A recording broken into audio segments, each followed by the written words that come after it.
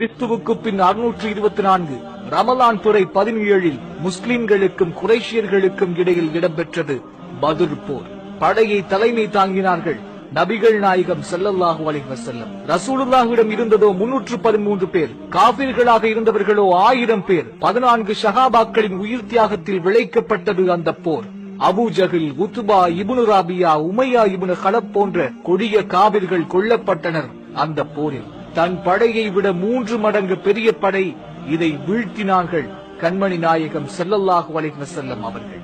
இது என்ன சினிமாவா? பிடிக்கப்பட்ட எந்த பெண்களும் முறைகேடாக கையாளப்படவில்லை, எந்த மரமும் வெட்டப்படவில்லை, எந்த குழந்தையும் கொல்லப்படவில்லை, வயது முதிர்ந்தவர்கள் கொல்லப்படவில்லை. காரணம், இது ரசூலுல்லாஹ்வின் படை. யார் உண்மையான ஹீரோ?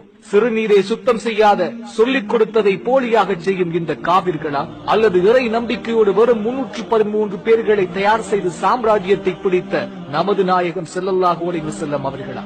அல்லாஹ்வே மிகப்பெரியவர். ரசூலுல்லாஹ்வின் படையில் போர் புரிந்து கொண்டிருந்த அபூபக்கர் சித்திக் ரலியல்லாஹு தஆலா அன்ஹு அவர்களின் மகன் எதிர்ப்படையில் போரிட்டுக் கொண்டிருந்தார்.